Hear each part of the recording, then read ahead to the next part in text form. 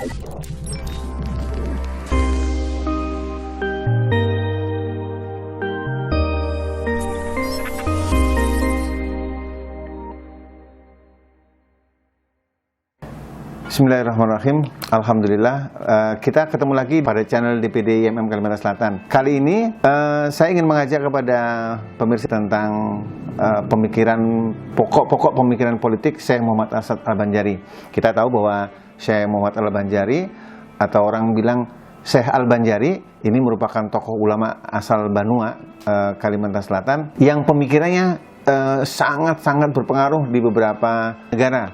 Pada masa abad ke-18, pemikiran-pemikiran Syekh Arsyad Al-Banjari ini yang dituangkan dalam kitab Sabilal Muhtadin itu menjadi rujukan undang-undang seluruh kerajaan Islam di Nusantara. Jadi semua kerajaan Islam di Nusantara itu ketika berbicara tentang hukum Islam itu merujuk kepada kitab Sabilal Muhtadin karya Syekh Muhammad Arsyad Al-Banjari.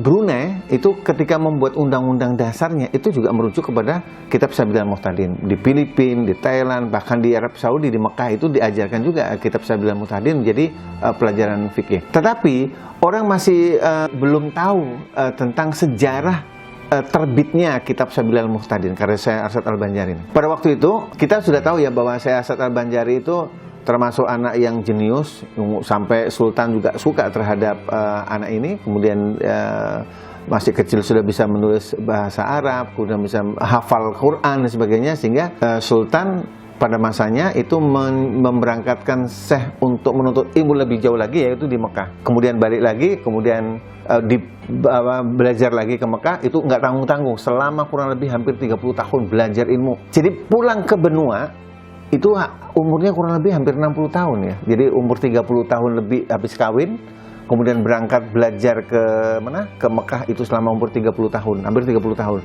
Jadi pulang ke Bandung itu hampir 60 tahun baru mulai mengajar. Nah, pada saat itu ternyata di Kesultanan Banjar itu menemukan kesulitan karena banyak kitab-kitab fikih berbahasa Arab, tidak ada yang bahasa Melayu. Jadi bahasa Arab, atau ada juga yang kitab fikih Siratul Mustaqim karya Syekh Nuruddin ya, itu yang dari Aceh, ada bahasa Melayu campur Aceh, sehingga mempersulit orang Banjar yang memahami tentang kitab-kitab fikih.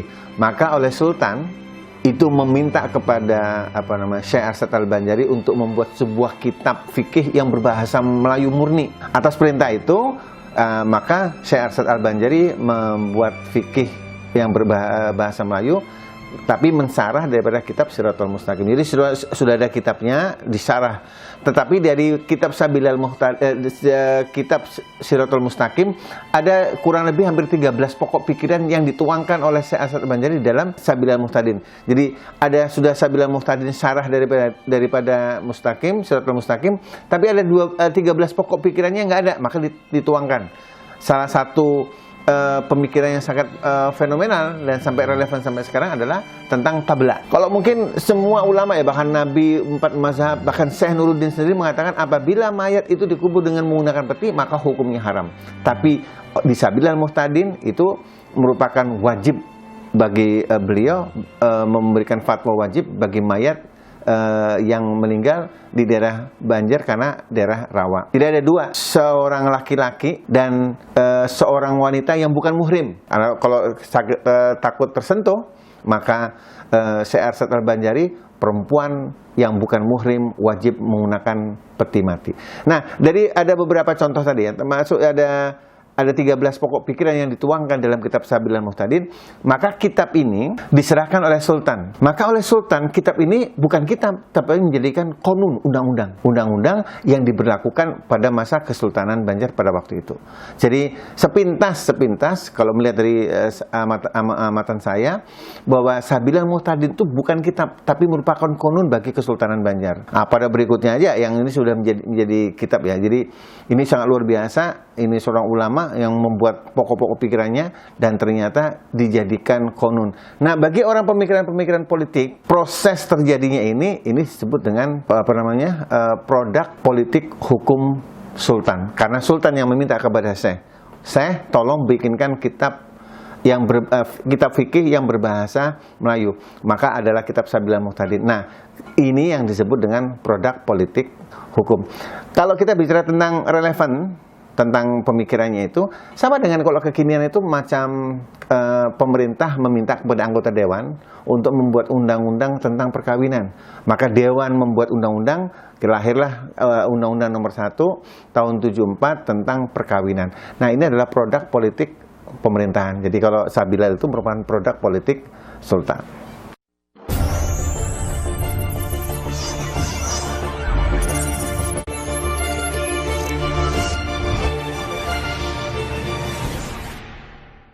Ada 13 pemikiran politik.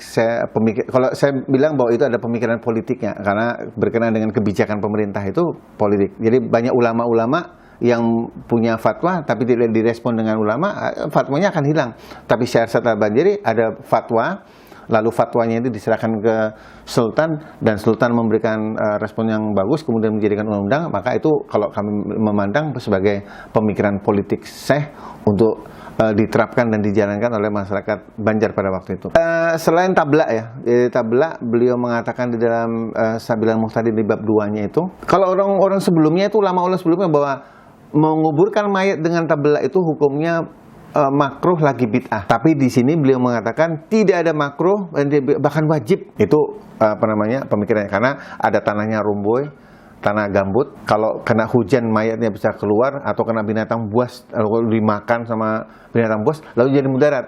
Jadi ini konsep yang ditawarkan oleh orang Muhammadiyah dan tarjihnya itu, yang lagi gaung-gaung yang selalu bicara tentang maqasidus syariah. Salah satunya adalah hifdzun nafs, jadi menjaga jiwa juga itu ya, karena mayatnya harus menjaga juga. Maka dipakai tabla. Jadi Syekh Arsyad Al-Banjari sudah mengeterapkan tercapainya tujuan maqasidus syariah. Jadi supaya mayat tidak harga dirinya, tetap pakai tabla. Nah ini perempuan yang bukan muhrim, kalau tersentuh dengan kan buat mudarat, maka kata Syekh Arsyad Al-Banjari wajib menggunakan tabla, sekalipun bukan di tanah gambut ya, bukan tanah gambut. Tapi kalau bukan muhrim dia pakai tabla. Kita lagi tren tentang haram, atau sekarang lagi haram nggak boleh makan anak ikan haruan dan sebagainya. Syekh Arsyad Al-Banjari sudah berpikir haram hukumnya memakan anak wanyi, anak tawon ya. Dibuat pais patin, dibuat paisan, orang bari. Syekh Arsyad apa? Kalau anak wanyi itu semuanya dibuat pais, maka produksi berikutnya tidak ada lagi. Maka beliau mengatakan haram hukumnya memakan anak wanyi. Maka pada saat itu kebiasaan orang Banjar pada waktu itu sudah menghilang atau menghindar daripada memakan anak wanyi. Macam jamban terapung, WC terapung, jamban terapung yang di sungai itu, beliau memberikan arahan supaya memang Nabi menyarankan supaya arah jamban itu jangan menghadap kiblat atau membelakangi kiblat. Jadi boleh hadap ke selatan atau ke utara ya. Tapi nggak boleh ke barat atau ke timur. Artinya ke barat, kalau di kita ini barat karena ke kiblat. Jamban yang ada di sungai itu ditertibkan oleh Syekh Arsyad Al-Banjari bahwa nggak boleh hukumnya membuat jamban itu mengarah kiblat. Jadi beliau merapikan. Kemudian juga sungainya harus berjalan, jangan sungai diam. Itu nanti akan menjadi mudarat buat orang lain kan ya. Nah lalu kalau kita lihat bahwa selama ini, nah ini kita meluruskan. Kalau bicara tentang kewalian Syekh Arsyad, nggak usah cerita, itu orang luar biasa. Tetapi sebenarnya kalau misalnya arah kiblat, beliau hanya cukup melihat jubah lalu kiblatnya situ. Bukan, beliau justru menjelaskan secara ilmiah. Ini Syekh Arsyad Al-Banjari yang menjelaskan secara ilmiah arah kiblat. Makanya beliau terkenal waktu dari Mekah menuju ke Banjar itu, singgah ke Sumatera itu membetulkan arah kiblat. Kemudian ke Jakarta membetulkan, Batavia membetulkan arah kiblat. Bahkan di Jakarta itu di Jakarta itu ada monumennya ya, prasastinya bahwa masjid ini telah disempurnakan arah kiblatnya oleh Syekh Arsyad Al-Banjari. Wah, itu sangat luar biasa. Jadi mengarah kiblatnya bukan karena jubah, karena menyampaikan secara ilmiah. Beliau melihat arah bintang, melihat arah angin gitu kan. Kemudian tidak jadi disampaikan secara ilmiah oleh Syekh Arsyad Al-Banjari. Maka orang-orang akademik melihat ini pada waktu itu arah kiblat, Syekh Arsyad sudah berbicara, ini ulama luar biasa, ya. Nah, kemudian ada bicara tentang zakat produktif, itu Syekh Arsyad Al-Banjari. Kemudian bicara tentang waris. Ada waris itu hak gonogini. Nah, yang paling hebat, pemikiran Syekh As'ad Al-Banjari tentang waris itu diambil, diadopsi atau ditransformasikan ke dalam kompilasi hukum Islam. Dan kompilasi hukum Islam sekarang ini justru dipakai oleh, kalau misalnya sudah tidak ada alternatif lagi hukumnya, maka pengadilan agama itu rujuknya ke kompilasi hukum Islam. Dan di dalam itu saya berani mengatakan bahwa rujukannya adalah kitab Sabilal Muhtadin. Ini sangat luar biasa beliau ini ya. Perempuan itu, kata Syekh As'ad Al-Banjari, bisa jadi dia akan mendapatkan dua bagian. Kenapa? Karena si perempuannya juga ikut jualan.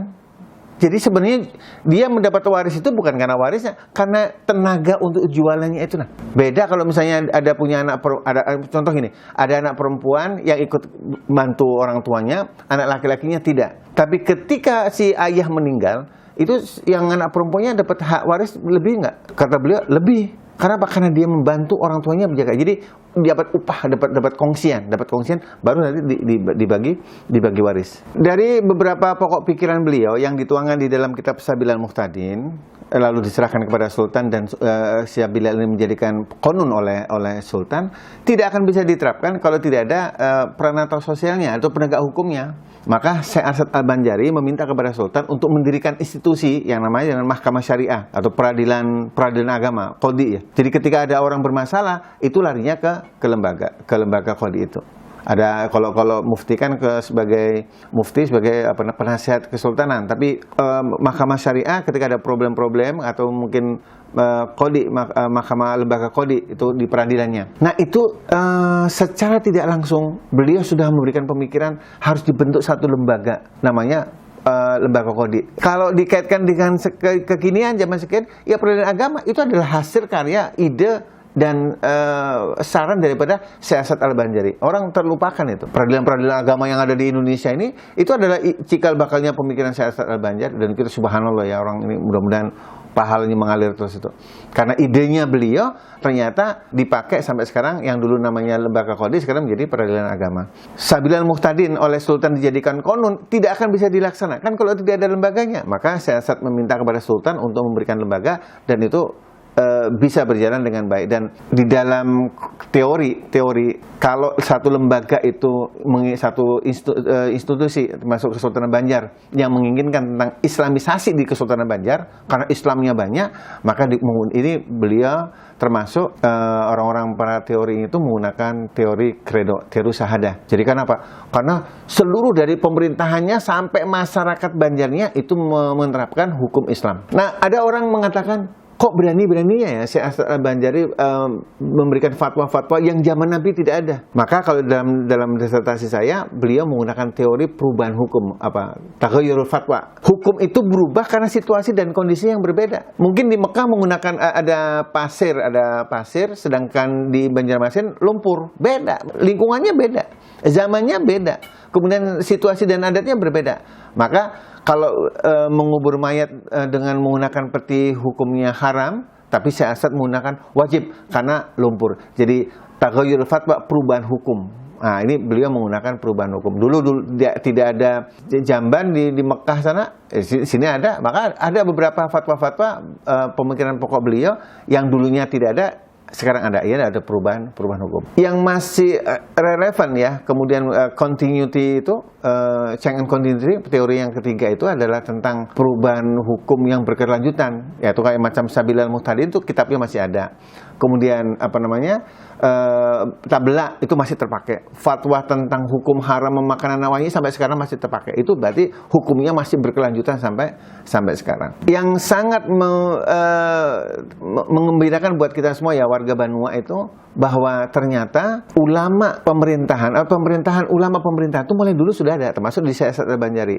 Yang jadi masalah buat saya memikir, kenapa ulama-ulama sekarang itu tidak memberikan ide-ide fatwanya, kemudian fatwa itu menjadi legalitas. Seperti Syekh As'ad Al-Banjari ketika punya ide, punya gagasan, punya fatwa dan diserahkan kepada Sultan, kemudian menjadi legalitas. Nah, ulama-ulama kita mana? Mudah-mudahan ada ulama-ulama kita banyak mengarang buku, mengarang kitab, kemudian dijadikan legalitas oleh oleh pemerintah. Dan itu kalau terjadi, maka subhanallah, Islamisasi tidak perlu harus yang takbir Allahu Akbar, tapi tetap jalan. Kita bangga ya dengan di Indonesia ada undang-undang zakat, ada undang-undang haji, ada undang-undang wakaf, ada undang-undang tentang waris, itu sudah berjalan dengan baik. Mudah-mudahan ada beberapa undang-undang yang lain yang ada ulama yang punya ide gagasan kemudian diserahkan kepada pemerintahan dan pemerintah sudah membuat legalitas terhadap fatwa-fatwa ulama. Pemikiran siasat Al-Banjari yang dituangkan dalam kitab Sabilal Muhtadin ini bertumpu kepada tauhid, keadilan dan kemaslahatan. Dan ini merupakan satu keinginan yang kuat antara keinginan Sultan dan juga ada keinginan siasat Al-Banjari. Kemudian dua tokoh pemikiran ini yang dituangkan di dalam kitab Sabilal Muhtadin. Sabilal Muhtadin itu ada yang masih relevan dan ada yang tidak. Jadi tidak semuanya harus relevan ya. Ada yang masa-masa yang masih, ada yang tidak. Jadi tidak semuanya pemikiran-pemikiran siasat Al-Banjari relevan. Contohnya adalah tentang Islamisasi. Di Indonesia ini bukan negara Islam tapi negara NKRI. Jadi ada, tapi tidak begitu substansi ya bahwa pemikiran-pemikiran siasat Al-Banjari ada yang tidak relevan, tapi memang situasi dan kondisinya yang sangat berbeda. Nah, demikianlah pemikiran-pemikiran pokok ya, pemikiran pokok politik siasat Al-Banjari di dalam yang dituangkan dalam kitab Sabilal Muhtadin. Mudah-mudahan bermanfaat buat kita semua, dan kita sebagai generasi muda harus bangga. Tetapi apa yang harus kita perbuat? Jangan bangga terhadap tokohnya, tapi kita harus mampu berbuat yang jauh lebih baik. Mungkin bisa, kalau bisa beliau membuat kitab Sabilal Muhtadin, kita mungkin membuat kitab apa yang jauh lebih baik lagi, harapannya gitu ya. Nah, demikian dalam acara dialog bincang sedikit bersama DPD IMM Kalimantan Selatan. Sampai jumpa dan assalamualaikum warahmatullahi wabarakatuh.